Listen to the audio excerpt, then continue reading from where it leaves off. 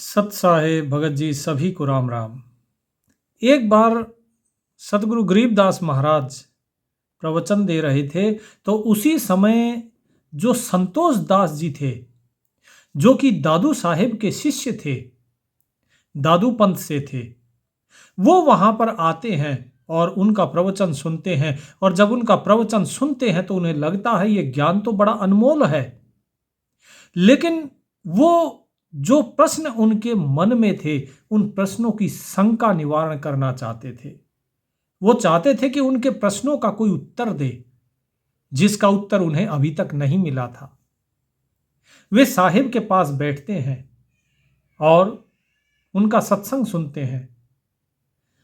साहिब बता रहे थे, कबीर साहिब जो उस समय बंदी छोड़ गरीबदास महाराज के रूप में थे, वो क्या कह रहे थे?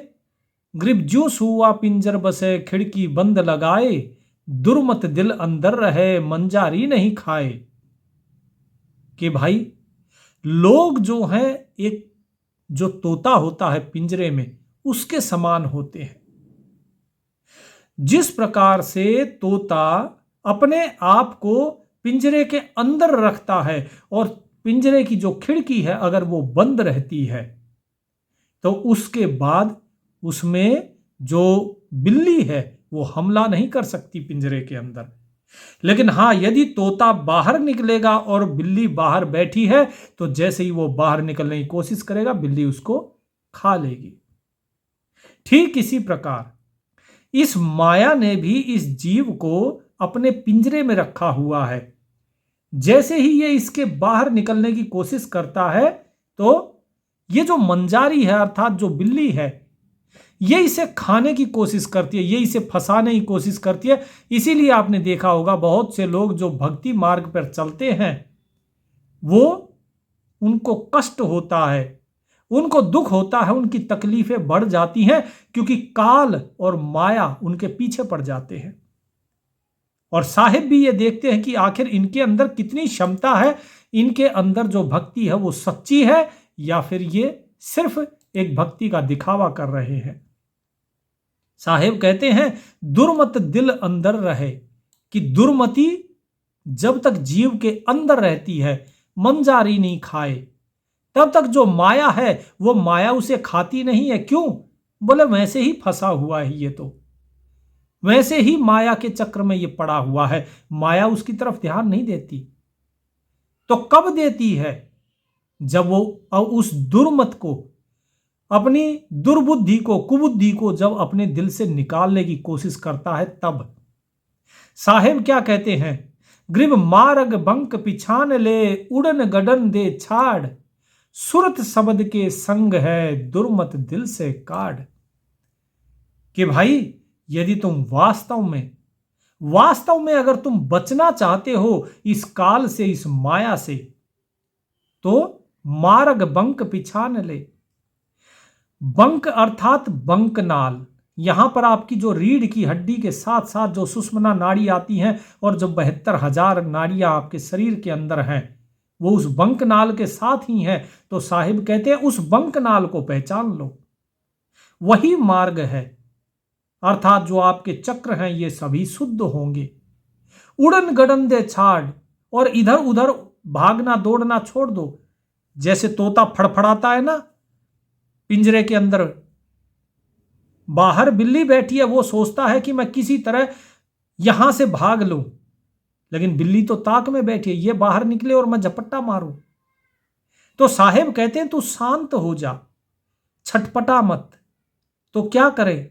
बोले रास्ता देख कि किस रास्ते से तू जा सकता है। बिल्ली आगे बैठी है तो पीछे के रास्ते से निकल, ऐसे रास्ते से निकल जहां से तू निकल सकता है लेकिन बिल्ली अंदर ना घुस पाए। तो साहिब कहते हैं वो बांका मार्ग है, वो बंक मार्ग है, बंकनाल का, उसे पहचानो। और फिर क्या है? अर्थात अपनी सूरत जो है उस सूरत को शब्द के साथ एक करो। अगर आपने ऐसा किया तो दुर्मत दिल से काढ़। तो तुम्हारे हृदय की जो दुर्मत है, जो अविश्वास है, अश्रद्धा है, उसे अपने दिल से निकाल दो, तो तुम जो शब्द है उस शब्द के साथ एक हो जाओगे और यहां से तुम्हारी मुक्ति हो सकती है। तो जब साहिब ये सारी बात बता रहे थे तो जो संतोष दास जी थे उनके हृदय में बड़ा आनंद उमड़ा। उन्होंने फिर साहिब से पूछा कि साहिब, इस दास की शंका का निवारण कीजिए। आपका ज्ञान अमृत है। आपके इस ज्ञान की वाणी को जो आप कह रहे हैं ये सामने वाले की हृदय में उतर जाती है और उसके ज्ञान चक्षु खोल देती है। मेरी कुछ शंकाएं हैं, क्या उनका निवारण आप करेंगे? साहिब कहते हैं, बिल्कुल किया जाएगा, आप बताओ क्या शंकाएं हैं आपकी। तब संतोष दास जी उनसे प्रश्न करते हैं और प्रश्न पूछा जाता है काल के बारे में कि जिस काल और जिस माया की बात आप कर रहे हैं, बताइए कौन है? कौन कमल में काल है, कौन कमल में राम, कौन कमल में जीव है, कौन कमल विश्राम। तो क्या कहते हैं कि हे साहिब बताइए कि किस कमल में काल रहता है, क्योंकि हमारे शरीर में जो 7 कमल हैं इन 7 में से वो काल कहाँ रहता है और वो राम कहाँ रहता है, और जो ये जीव है, जो जीवात्मा है, इसका स्थान कहां पर है और कहां पर ये जीवात्मा विश्राम कर रहा है। हमारी जो चेतना है वो कहां विश्राम कर रही है, जरा बताइए। तो साहिब कहते हैं, ग्रीव कंठ कमल में राम है। क्या कहा? राम नहीं, कंठ कमल में काल है, सहस कमल दल का राम, हृदय कमल में जीव है, अष्ट कमल विश्राम। कि भाई जो कंठ कमल है आपका, काल वहां पर है। आप कहेंगे कि भाई कंठ कमल में तो अविद्या का वास है, फिर यहां पर काल क्यों बता दिया? सहस कमल दल राम, सहस्रार में वो राम है, अर्थात वो परमात्मा जो है, जो सतगुरु है या सतपुरुष, वो सहस्रदल कमल पे है।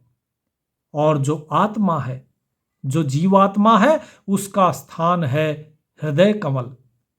अर्थात जो आप अपने को देखोगे, अपने आत्म तत्व का दर्शन करोगे, वो आपके हृदय कमल में ही प्रकट होता है। वो साहिब जो आत्मा के रूप में है वो हृदय कमल में रहता है। और उसका विश्राम कहाँ है आपकी चेतना का? वो कहते हैं कि अष्ट कमल विश्राम। तो साहिब यहां पर जब कहते हैं कि कंठ कमल में काल है, अर्थात जो कंठ कमल है आपका, इसके बाद काल शुरू हो जाता है। क्योंकि जो अद्या है, जो अविद्या कहिए या माया कहिए, वो भी काल की ही साथी तो है, काल की पत्नी है। इसीलिए कंठ कमल को भी काल कहा गया है। तो काल इसके ऊपर नहीं जाने देता, कभी नहीं जाने देता। महिषासुर जो ब्रह्मा विष्णु महेश तीनों से ऊपर निकल गया, उसका संहार किसने किया? काली ने। इससे ऊपर नहीं जाने दिया जाता किसी को। और कहते हैं कि जो सहस्रार तक पहुंच जाता है वो उस राम को जान लेता है। सहस कमल दल राम, हृदय कमल में जीव है, अष्ट कमल विश्राम। हृदय कमल में ये आत्मा है जो जीव कहा गया। जीव किसके कारण? जिसके कारण जीवन है, जो सोहम है, उसकी बात हो रही है यहां। परमात्मा का जो अंग है, जो अंश है, वही है यहां पर जीव। श्री रामचरितमानस में इसकी तरफ इशारा किया है गोस्वामी तुलसीदास जी ने कि ईश्वर अंश जीव अविनाशी, कि जो ईश्वर का अविनाशी अंश है वो कौन है? जीव है। चेतन सहज सकल सुख राशि, सो माया बस भयो गोसाई, बंधो पीर मरकट की नाही। कि वो तोते की तरह, जो तोते का उदाहरण अभी साहिब ने यहां दिया ना, ज्यों सुआ पिंजर बसे खिड़की बंद लगाए, कि वो तोते और बंदर की तरह जो है भ्रम में डूबा हुआ है, फंसा हुआ है माया के चक्र में। तो वही चीज साहिब कह रहे हैं कि ये जो जीव है ये हृदय कमल में रहता है। ये कौन जीव? सोहम। और अष्ट कमल विश्राम। अब ये अष्ट कमल कौन सा है? ये है नाभि कमल। अर्थात जो आपका नाभि कमल है वो नाभि कमल में इस मतलब हमारा विश्राम है। तो अब ये नाभि कमल की क्या बात आई? सोहम का जो विश्राम है वो नाभि कमल में है। अर्थात ये समझिए, आप अगर स्पष्ट बात की जाए तो जब आप नाम का सुमरन करते हैं तो नाभि कमल से ही आप उच्चारण करते हैं उस नाम का। जो सांस अंदर जाती है, सतनाम जब आप जपते हैं तो एक मंत्र है जो अंदर लेना होता है, और वो कहां तक लेना होता है? जब सांस नाभि तक जाए तो नाभि तक वो मंत्र जपना होता है। सांस नाभि में गई, मंत्र का जाप पूरा हुआ, और फिर बाहर आई तो कंठ कमल के बाहर नाम बदल जाता है, जो कि आपको बताया भी था सतनाम सुमरन के भेद में पूरा विस्तार से। तो वही चीज बताई गई है कि जब नाभि कमल और त्रिकुटी कमल इसके बीच में जब सांस चलती है और आप बार बार नाम सुमरन करते हैं तो हृदय कमल में प्रकट होता है आपका स्वरूप। जो परमात्मा आत्मा के रूप में है वो स्वरूप प्रकट होता है आपके हृदय कमल में।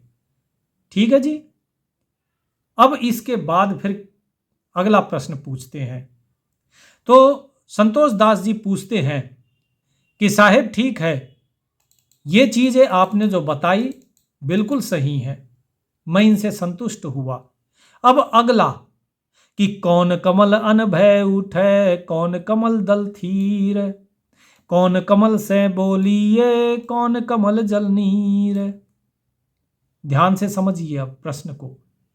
कौन कमल अनभय उठे, अनभय का अर्थात है अनुभव, कि अनुभव किस कमल से उठता है। कौन कमल दल थीर, और ये अनुभव कहां जाकर स्थिर होता है। फिर एक होती है किसी भी चीज की शुरुआत, अर्थात जब आप शुरुआत करते हैं अपने अनुभव की, किसी चीज से तो करते हैं। इस संसार की यात्रा जब शुरू की आपने तो किससे की? माता के गर्भ से बाहर आने से। जब आप भोजन की शुरुआत करते तो कहां से करते हैं? पहले आटा गूंथते हैं, फिर रोटियां पकाते हैं, फिर खाते हैं। तो उस पकाने से पहले वो खेतों में था अनाज, तो खेत में उगाने से शुरू होता है, तब अंत में जाके आपके पेट में जाकर वो भोजन, वहां पर यात्रा उसकी समाप्त होती है। तो वही सहजदास जी पूछते हैं, सहजदास नहीं, माफ कीजिए, संतोष दास जी। संतोष दास जी बंदी छोड़ महाराज से पूछते हैं कि ये अनुभव पैदा कहां होता है और कहां पर जाके ये स्थिर हो जाता है, और जो बोल रहा है वो बोलने वाला अनुभव कौन बोल रहा है और कहां पर है, कहां से बोला जाता है, और कहां पर आपका किस कमल में जल अर्थात नीर वो जमा होता है। इस शरीर में कहां से आता है, आंसू आ जाते हैं, कहां से आते हैं, ये पानी आपकी नाक बहती है, कहां से आता है ये पानी? क्योंकि जब इसको सब खोलकर देखा जाता है इसमें कहीं पानी नहीं दिखता। तो साहिब क्या कहते हैं? मूल कमल अन भय उठे, सहस कमल दल थीर, कंठ कमल से बोलिए, त्रिकुटी कमल जल नीर। कि जब मूल कमल अर्थात गणेश चक्र, मूल चक्र की बात हो रही है, कि जब मूल चक्र आप वहां से ध्यान लगाना शुरू करते हैं तब आपको धीरे धीरे अनुभव होता है। अब आप देखिए, जब आपको 5 नाम दिए गए जपने के लिए, तो धीरे धीरे जब आप ध्यान से जपते हैं, उसका सुमरन करते हैं, तो आपके अंदर झिंगुर की आवाज शुरू होती है। आपने जपना कहां से शुरू किया? नीचे से, लेकिन झिंगुर की आवाज कहां हो रही है? ऊपर से। तो साहिब कहते हैं कि मूल कमल अनभय उठे, कि जो अनुभव है, अनुभव की शुरुआत होती है मूल कमल से, और सहस कमल दर थीर, और उसका जो स्थिर होता है अनुभव वो कहां पर? सहस्र कमल दल पे अर्थात सहस्रार चक्र पे। ठीक है जी। तो आप जपते हैं ये, और आपको आवाज कहां सुनाई देती है? ऊपर, मानो मस्तिष्क के ऊपर से आ रही हो, सहस कमल दल से आ रही हो। फिर क्या कहते हैं कि कंठ कमल से बोलिए, आप जो बोलते हैं, आवाज निकलती है, वो कहां से आती है? गले के कारण, कंठ के कारण। उस कंठ से ही परमात्मा जो है, जो बोलने वाला है, ये शरीर नहीं बोलता, शरीर तो एक माध्यम है। हवा तो वैसे भी आती जाती रहती है, हवा नहीं बोलती। हवा इस शरीर से जब निकलती है तो अंदर जो बैठा है वो बोलता है, वो है बोलने वाला। और त्रिकुटी कमल जल नीर, और जो जल है, अब यहां पर ध्यान से समझिए कि ये जल कौन सी जल साहिब ने बताया। साहिब कहते हैं कि हमारे अंदर क्या है? मान सरोवर है, और जो मान सरोवर है उसी में जल है, और वो जल बहुत ही सूक्ष्म है। और वो जो सूक्ष्म जल है, जब जरूरत होती है तब वो स्थूल होकर निकलता है, हमारे त्रिकुटी में रहता है। इसीलिए जब भी छींकें आती हैं तो वो जल नाक के माध्यम से आता है, या आंखों में कुछ चला जाता है, या आप रोते हो तो वो जल आंखों के माध्यम से आता है, लेकिन वो हमारे त्रिकुटी में रहता है, और वहीं पर है मानसरोवर, त्रिकुटी के ऊपर। अब साहेब यहां पर जब ये ज्ञान देते हैं तो संतोष दास जी फिर से प्रश्न पूछ देते हैं, ग्रीब कहां बिंद की सिंध है, कहां नाड़ी का नीम, कहां बजरीद का द्वार है, कहां अमरी की सीम। क्या पूछा? कि जो बूंद है उसका सागर कहां है? जो बूंद है उसका सागर कहां है? और जो नाड़ी है, जो नाड़ी है, उस नाड़ी की नीम, नीम किसे कहा जाता है? नीम यहां वृक्ष की बात नहीं हो रही, नीम यहां बात हो रही है जैसे मकान की नींव डालते हैं ना, मकान जब बनाते पहले नींव भरते हैं, उसकी नींव रखते हैं। नींव जितनी मजबूत होगी मकान उतना ही मजबूत होगा, सशक्त होगा। तो साहिब से पूछ रहे हैं संतोष दास जी कि फिर जो नाड़ी है हमारी, हमारी जो नाड़ियां है ना, 72,000 नाड़ियां, बोले इनकी जड़ कहां पर है? जड़ अर्थात इनका बेस, इनका मूल आधार कहां पर है? जैसे हमारे मकान का नींव होती है, इसी तरह इन नाड़ी की नींव कहां है? कहां बजरी का द्वार है, कि वज्र द्वार कहां पर है? वो द्वार जो बड़ी कठोरता से खोला जाता है। और कहां अमरी की सीम, और उस अमरी की सीम कहां है, सीमा कहां है? जो अमर है उसकी सीमा कहां है? तो क्या कहा साहिब? कहते हैं ग्रीब त्रिकुटी बिंद की सिंध है, नाभि नाड़ी का नीम, गुदा कमल बजरी कही, मूल ही अमरी सीम। कि भाई सुनो, जो त्रिकुटी है वो त्रिकुटी ही तुम्हारी इस बूंद का, कौन सी बूंद की बात हो रही है यहां पे? बोले उस बूंद का सागर कहां है? त्रिकुटी में कौन सा है? वो मानसरोवर, जिसकी अभी चर्चा हुई थी कि वहीं से ही सूक्ष्म रूप में वो जल है। अब यही जल जो योगी होते हैं वे पीते हैं, जिसे कहते हैं ना कि अमृत झड़ रहा है। बैखरी मुद्रा, आप अपनी जीभ को पीछे तालू पर लगाइए, थोड़ी देर के बाद वहां से आपको लगेगा मानो ऊपर से रस आ रहा है। आप अनुभव करके देखिएगा, आप लगा के रखिए और थोड़ी देर के बाद उसमें से एक आपको ऐसा लगेगा जैसे रस आ रहा है। ठीक है जी, लार सी आनी शुरू हो जाएगी। तो साहिब कहते हैं वो त्रिकुटी जो है, उस त्रिकुटी में ही वो सागर है इस बूंद का। ठीक है जी, कौन सी बूंद का? ये वो बूंद है जो ऊपर से लेके नीचे तक जाती है और इस संसार की उत्पत्ति का कारण बनती है। वो बूंद ऊपर से नीचे तक जाती है।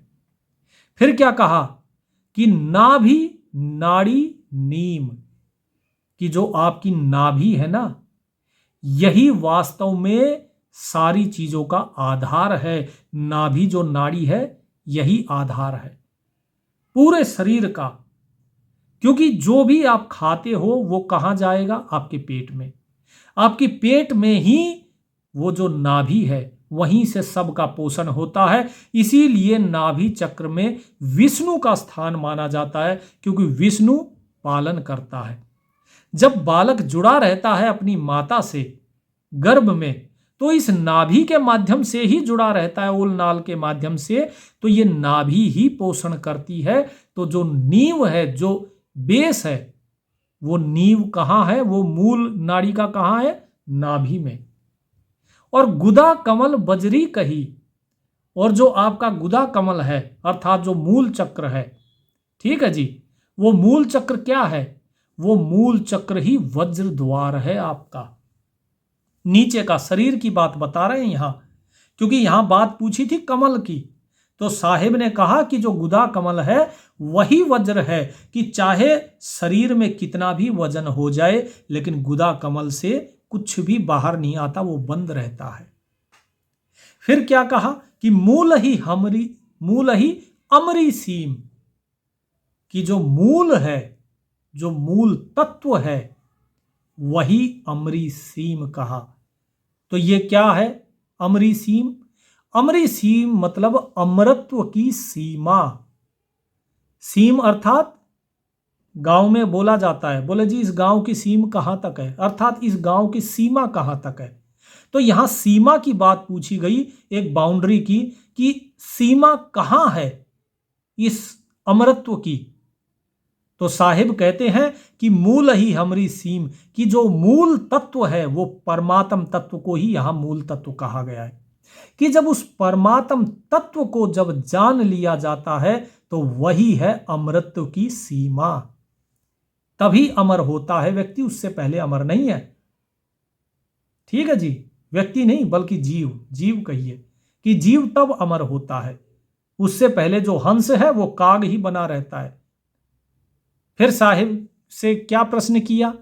फिर प्रश्न करते हैं, कहां भंवर का वास है, कहां भंवर का बाग, कौन भंवर का रूप है, कौन भंवर का राग। अब देखिए, अब ये भंवर कौन है? ये भंवर है भगत जियों आपकी आत्मा। ये आपकी आत्मा के बारे में बात हो रही है। अब देखिए भंवरा कैसा होता है? काला, है कि नहीं? तो हम भी कैसे हो चुके हैं, हमारे विचार कैसे हो गए? काले। तो इसीलिए यहां पर भंवरा शब्द है। लेकिन भंवरा क्या करता है? भंवरा गुंजन करता है। तो हम भी तो बोलते हैं ना, ये जीव भी तो बोल रहा है, गुंजन कर रहा है। या फिर सुमरन भी करेंगे तो भी सुमरन चल रहा है, अंदर में ही गुंजायमान है वो। अगर आपके अंदर अगर जो आवाज आती है किसकी, झिंगुर की, या कोई और आवाज हो रही है, वो भी तो गुंजन ही हो रही है आपके अंदर। तो वही पूछा है कि आखिर इस भंवरे का वास कहां पर है, ये आत्मा कहां पर है। और इसका बाग, जिस प्रकार से बाग में जाकर भंवरा क्या करता है, बाग में जाकर भंवरा रस पीता है फूलों का। तो पूछा कि वो बाग कहां पर है। फिर क्या कहा, कौन भंवर का रूप है, और इस आत्मा का रूप क्या है वो बताइए। फिर क्या कहा, कौन भंवर का राग, और इस जो आत्मा है इसका राग क्या है, अर्थात इसकी धुन क्या है, क्या आवाज है, कौन सा शब्द है इसका। तो साहिब क्या समझाते हैं? साहिब कहते हैं, ग्रीव हृदय भंवर का बास है, सहस कमल दल बाग, उजल हिरंबर रूप है, अनहद अवगत राग। अर्थात जो ये आत्मा रूपी भंवर है ये हृदय में निवास करता है। इसका वास कहां पर है? हृदय में। और उसके बाद क्या कहा कि उजल हिरंबर रूप है, अनहद अवगत राग। अब देखिए यहां पर ध्यान से अगर आप इसको समझेंगे, उजल माने प्रकाशमान, सफेद प्रकाश होता है ना। और हिरंबर क्या होता है? हिरंबर होता है सोना, कि सोने की तरह शुद्ध कुंदन, जो सोने की तरह। अच्छा, सोने का रंग कैसा है? पीला, चमकदार। तो क्या कहा, उजल हिरंबर रूप है, कि वो सोने की तरह चमकदार है, यानी कि हल्का पीला रंग बता रहे हैं यहां पर साहिब, उजल हिरंबर। अच्छा, अब ये हल्का पीला रंग क्यों बताया गया? हल्का पीला रंग इसलिए बताया गया कि सत्य नाम सुमरन के भेद में इस दास ने आपको बताया था कि जब सुमरन करते हैं अंदर की तरफ और नाभि कमल में जब आप पहुंचते हैं, सुमरन करते हैं, तो वहां पे प्रकाश कैसा है? सफेद, श्वेत। और जब आप नाम को, जब सांस को बाहर छोड़ते हैं और कंठ कमल से आगे जब श्वास जाता है तो प्रकाश कैसा बताया था? जरद, पीले रंग का। तो ऊपर में पीले रंग का प्रकाश है और नीचे नाभि कमल में सफेद रंग का तेज प्रकाश है। तो बीच में आत्मा में ये क्या है? आत्मा का रंग हुआ जो प्रकाश है वो कैसा है? उज्जवल हिरंबर कि तेज प्रकाश है, सफेद और पीला दोनों मिले हुए हैं, सोने जैसा, शुद्ध सोने जैसा प्रकाश है इसका। तो ये आत्मा का प्रकाश बताया गया। ठीक है जी, कि इस प्रकार का रूप है। यहां पर कोई आकार नहीं बताया साहिब ने कि आत्मा का आकार है ना, यहां पर साहिब ने रूप बताया है प्रकाश रूपी, नूर रूपी। तो उम्मीद करता हूं कि आप इस भेद को समझेंगे कि यहां पे कोई आकार नहीं है। आगे साहिब और इसको पूरा खोल देंगे भेद को। फिर क्या कहते हैं? अनहद अवगत राग, कि आत्मा का जो शब्द है वो क्या है? पहली चीज अनहद है, उसकी कोई हद नहीं, वो लगातार चलता है। दूसरा कैसा है वो शब्द? वो शब्द अवगत राग, अर्थात उसकी गति नहीं जानी जा सकती। कि जैसा परमात्मा की आवाज है, परमात्मा का शब्द है, वही शब्द स्वरूपी ही ये आत्मा भी है। जैसे परमात्मा है शब्द स्वरूपी, साहिब क्या कहते हैं? शब्द स्वरूपी उतरे सतगुरु सत्य कबीर, कि सतगुरु सत्य कबीर कैसे उतरे? शब्द स्वरूपी। और साहिब क्या कहते हैं? बंदी छोड़ महाराज कहते हैं, हम हैं शब्द शब्द हम माही, हमसे भिन्न और कछु नाही। कि हम ही शब्द है और शब्द ही हमारे अंदर है और हमसे भिन्न और कुछ भी नहीं है। उसी शब्द की बात यहां हो रही है कि ये आत्मा शब्द स्वरूपी है। और कैसा शब्द? बोले अनहद है वो शब्द और अवगत है वो शब्द। उस राग की बात हो रही। राग किसको कहा जाता है? जो गाया जाता है। ठीक है जी, तो वो निरंतर गाया जा रहा है, निरंतर हो रहा है। फिर क्या कहा कि भाई तुम्हारे प्रश्न समाप्त हुए कि नहीं? तो संतोष दास जी सहमत हो जाते हैं कि साहिब आपका जो ज्ञान है वो अमृत है और ऐसे ज्ञान कोई समाज के कल्याण के लिए लिख लेना चाहिए, ताकि आने वाली जो पीढ़ियां थी, जो आगे आएंगी पीढ़ियां, उनका भी कल्याण हो।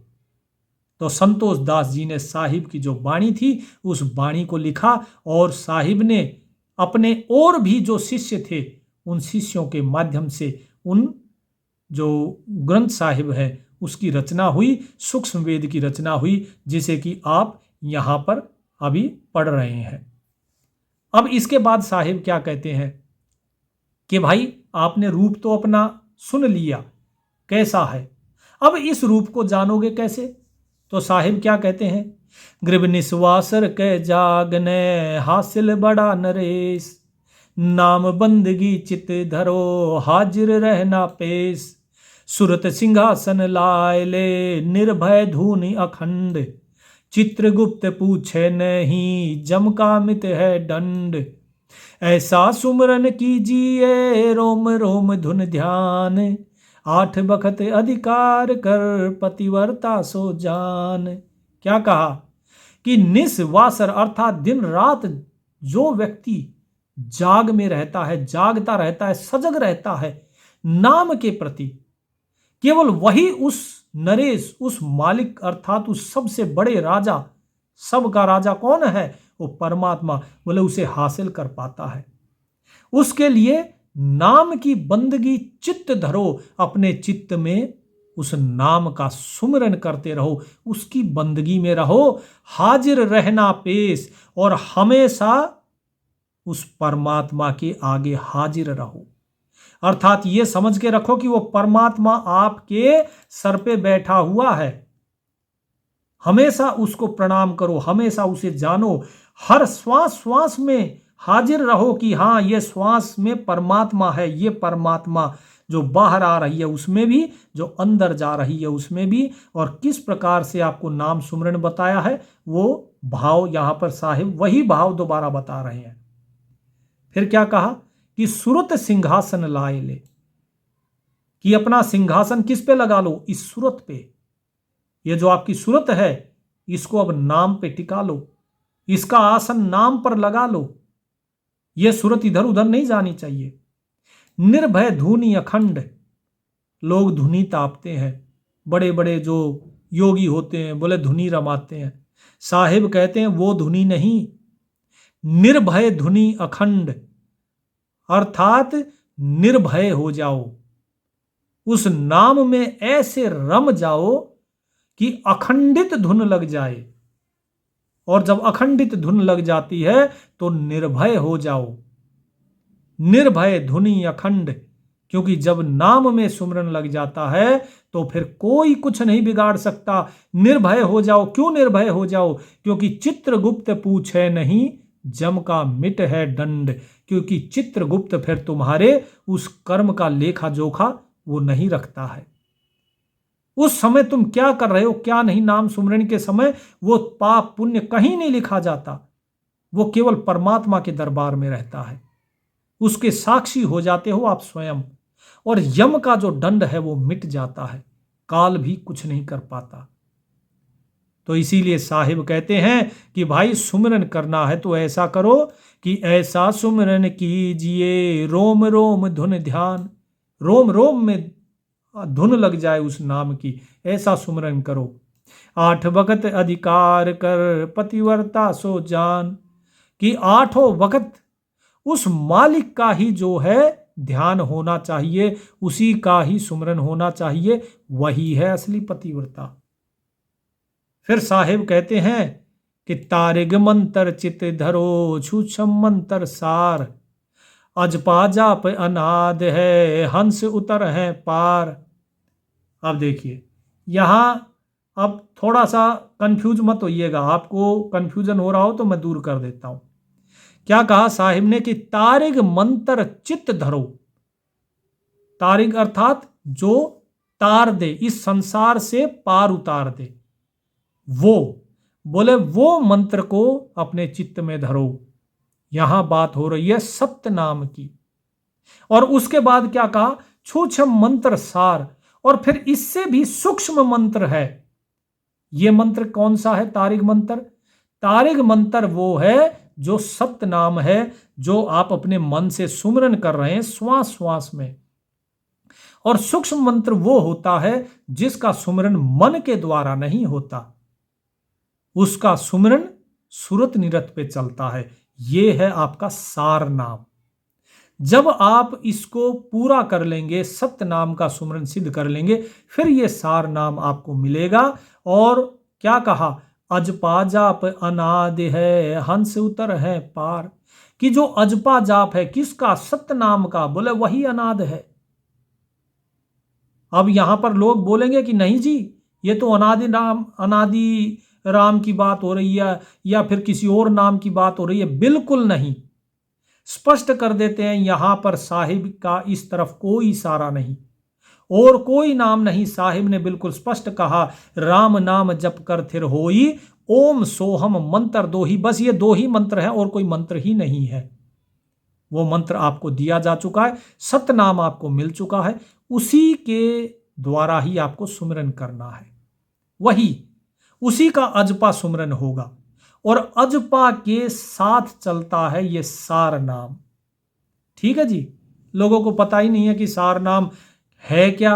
बोलते हैं हमें सार नाम पता है, सार नाम ऐसे जपा जाएगा। कोई कुछ बोलता है, कोई कहता है कबीर सागर में ये है, कोई कहता है देखो जी बाणी में ये है, और हम आपको बताते हैं कि सार नाम वो है जो जब, खैर छोड़ दीजिए, अभी आज्ञा नहीं है दास को, तो अभी नहीं बताएंगे।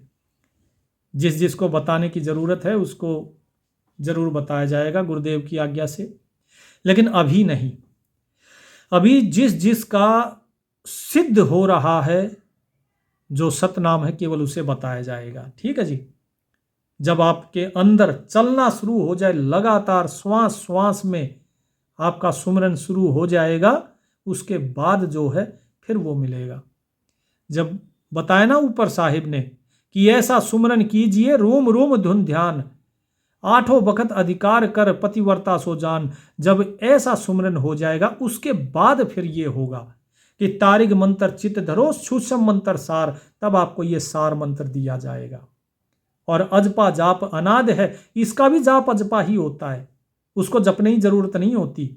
और हंस उतर है पार, और तब ये हंस पार उतरता है। साहिब कहते हैं आगे कि अंजन मंजन कीजिए कुलकर्णी कर दूर, साहिब से ती हिल मिलो रहा सकल भरपूर। कि भाई अपनी दृष्टि को, अंजन माने दो चीजें होती है, अंजन माने माया भी है और अंजन माने दृष्टि भी है। कि अंजन मंजन कीजिए, कि आपकी जो आंखें हैं, इन आंखों की जो दृष्टि है उस दृष्टि को साफ करो। क्योंकि आपकी जो दृष्टि है वो किस चीज में लगी हुई है?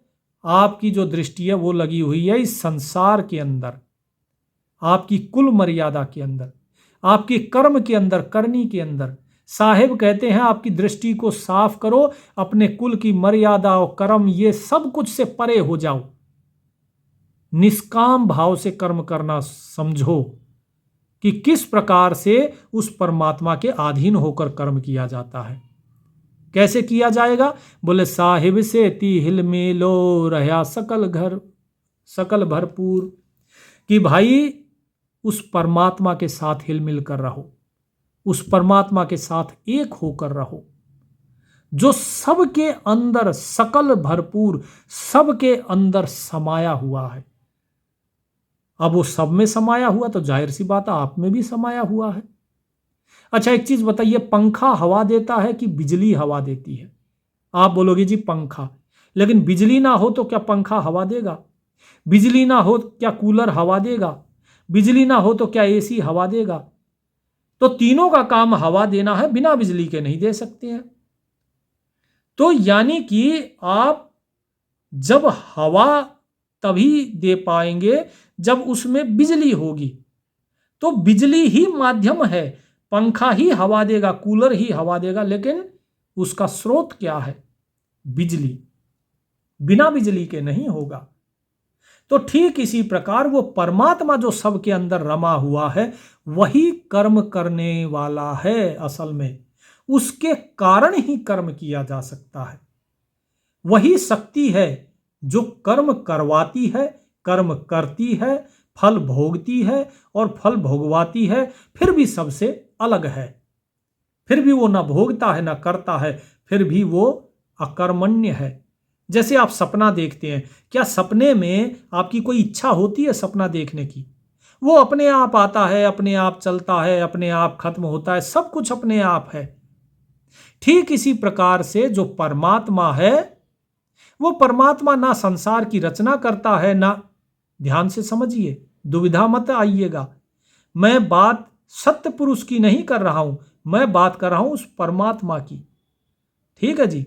जो चौथा राम है, कबीर साहिब ने जिस चौथे राम की बात बताई, जो तीनों तिल के परे है तिल के तिल भीतर, 14 भवन बनावन हारा, पिंड ब्रह्मंड रचा धर नीदर, अनंत लोक का है चैजारा। उसकी बात हो रही है। वो निराकार है, वो नराकार नहीं, वो निराकार है। ठीक है जी। तो क्या कहा कि वो साहिब सबके अंदर रमा हुआ है, उसके साथ हिलमिल कर रहो। और जब उसको हर जगह मानोगे तो जाहिर सी बात है सामने वाले में भी वही है, आपके अंदर भी वही है, सब कुछ वही है। तो कर्म का कर्ता का भान आपके हृदय से चला जाएगा। फिर आप समझ जाओगे कि मैं समर्थ हूं ही नहीं कुछ करने के लिए, सब कुछ वही कर रहा है। और जब सब कुछ वही कर रहा है, करने वाला वही, करवाने वाला नहीं, तो मैं कहां हूं? और जब मैं ही नहीं हूं तो जो ये कुबुद्धि थी हमारी, ये अपने आप दूर हो जाती है। तो क्या कहा साहिब ने? हरदम मुजरा कीजिए यो तत् बारंबार, कुबुद्धि कटे कांजी मीटे घन नामी घनसार। ठीक है जी। कि हमेशा उस साहिब की बंदगी कीजिए, मुजरा कीजिए, उसे प्रसन्न कीजिए, उसकी प्रशंसा कीजिए। यो तत् बारंबार, तत्व कौन सा तत्व की बात हो रही है यहां पर? यहां उस परम तत्व की बात हो रही है कि उस परम तत्व की जो है हमेशा प्रशंसा करो, उसका सुमरन करो, उस साहिब की बंदगी करो, तो क्या होगा? कुबुद्धि कटेगी, कांजी अर्थात मन का जो मैल है वो दूर हो जाएगा, और जो अज्ञानता है वो दूर हो जाएगी। फिर घन नामी घन सार, ये सब घन कौन है? वो परमात्मा के बारे में बताया जा रहा है यहां कि वो घननामी और घनसार, यानी सुमरन करने वाला और जिसका सुमरन कर रहे हो, वो दोनों एक हो जाते हैं फिर। ठीक है जी।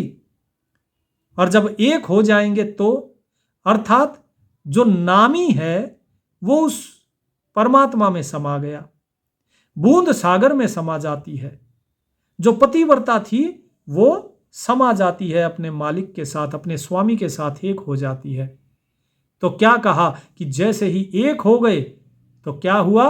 बोला अजब हजारा पहुँप है निगंदी गलतान, पांच तत्व जहाँ नाही जहाँ निर्भय पद परवान, नेस निरंतर रम रया परगट क्या दिखलाए, दास गरीब गलतान पद सहजे रहा समाए। तब आदमी को अर्थात जीव को यह समझ में आता है जब उसके साथ एक हो जाता है कि अरे वो परमात्मा ही तो है, वही ऐसा वो विचित्र अजब वो पुष्प है जिसकी गंध जो है सभी के अंदर समाई हुई है, और फिर भी वो गंध से परे है, वो सब में गलतान है अर्थात रमा हुआ है, समाया हुआ है, फिर भी वो सबसे परे है। वहां पांच तत्व नहीं है जो पंच महाभूत हैं, बोले ये नहीं है, इन सब से परे है, निर्भय पद है, वो परवान पद है, अर्थात वहां पर सारे काल जाल जन्म मृत्यु का कुछ भय है ही नहीं, सबसे मुक्त हो जाता है जीव। नेस निरंतर रम रहा, और वो परमात्मा लगातार सबके अंदर रमा हुआ है। फिर ये जीव साक्षी भाव में चला जाता है, फिर ये साहिब के अंदर बैठकर देखता है, साहिब के साथ एक होकर कि अरे भाई ये सब कुछ में तो केवल परमात्मा ही रमा हुआ है और कुछ है ही नहीं। प्रगट क्या दिखलाए? अब प्रगट जो है, अब मतलब क्या दिखाया जाए, क्योंकि अब देखा तो दूसरे को जाता है, आपकी आंखें दूसरे को देखती है, स्वयं को कौन सी आंख देखती है? स्वयं को तो कोई नहीं देख पाता। मैं हूं, मैं अपने आप को क्या देखूंगा? मैं दूसरे को देखूंगा। तो साहिब यहां कहते हैं कि भाई दूसरे को अब क्या देखना है, दूसरा कोई होगा तभी तो दिखेगा, तो उसको प्रगट कैसे दिखाया जाए? दास गरीब गलतान पद सहजे रहा समाये, वो साहिब जो गरीबदास महाराज कहते हैं कि वो जो गलतान पद है, गलतान अर्थात जो सबके अंदर समाया हुआ है, वो परम पद जब प्राप्त हो जाता है तो ये जीव जो है, ये जो बूंद है, ये सागर में समा जाती है, परमात्मा रूपी सागर में, और फिर ये सभी के अंदर सहज भाव से स्थित हो जाता है। यानी कि आप स्वयं ही बूंद से समुद्र हो जाओगे और फिर कोई नहीं बता सकता कि आप कहाँ हो। आप स्वयं को ही नहीं जान पाओगे, आप सिर्फ सागर को ही जानोगे, और फिर जहां भी होंगे आप सबके अंदर स्वयं को ही देखोगे, आपके अलावा कुछ दिखेगा ही नहीं आपको। तो ये साहिब का यहाँ पर सब कुछ भाव बताया। यहाँ पर जितने प्रश्न थे संतोष दास जी के, वो सारी बातें यहाँ आपको बताई। अब आगे साहिब कहते हैं कि परिचय उस परमात्मा का प्राप्त करो। अब जब उसके अंदर पहुंच गए हैं परमात्मा में, तो अब उसका परिचय बताया जाएगा कि उस साहिब का परिचय कैसा है। तो उसके लिए हम अगले भाग में जानेंगे। तब तक साहिब का सुमरन कीजिए। परमात्मा आप सभी का कल्याण करें। सत साहिब।